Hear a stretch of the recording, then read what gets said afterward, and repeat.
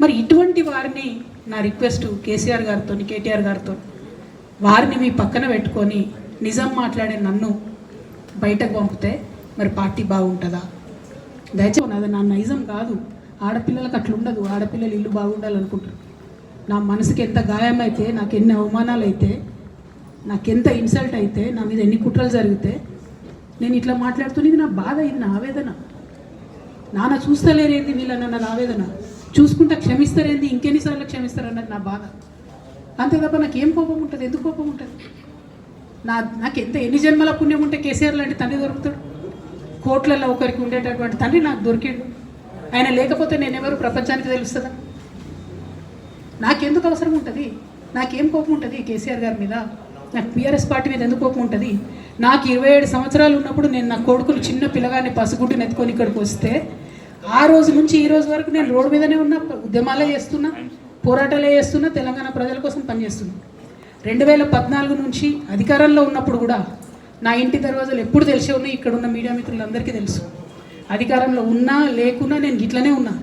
అధికారంలో ఉన్నప్పుడు నన్ను ఏమి సాగనీయకుండా నన్ను ప్రతిపక్ష ఎమ్మెల్యేని చూసినట్టు, ప్రతిపక్ష ఎంపీని చూసినట్టు చూసినా నేను ఇట్లనే ఉన్నా, ఓపెన్ మైండ్తోనే ఉన్నా.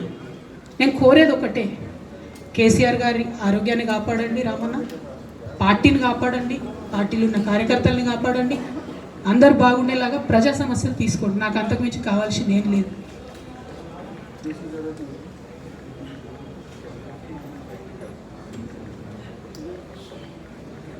కానీ మొన్న అసెంబ్లీలో అర్ధరాత్రి దాకా పెట్టి రేవంత్ రెడ్డి గారు కేసీఆర్ గారిని తిడుతుంటే దయ్యాలు వేదాలు వాళ్ళు ఇస్తున్నట్టు అనిపించింది నాకైతే.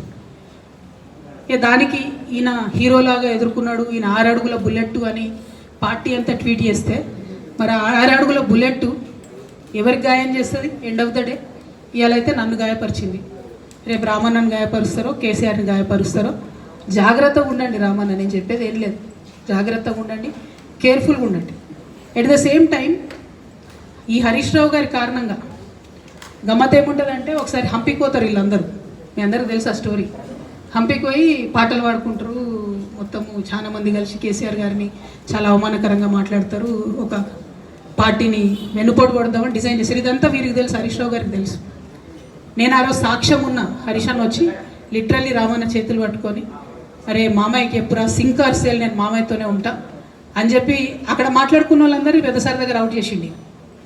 ఆ తర్వాత పర్యవసానంలో ఈటల రాజేంద్ర అన్న బయటికి వెళ్ళడం. ఈ మహానుభావుడు వల్ల జగ్గారెడ్డి దగ్గర నుంచి మొదలు పెడితే, చెరుకు శ్రీనివాసరెడ్డి ముత్యంరెడ్డి అన్న కొడుకు దగ్గర నుంచి మొదలు పెడితే, రఘునందన్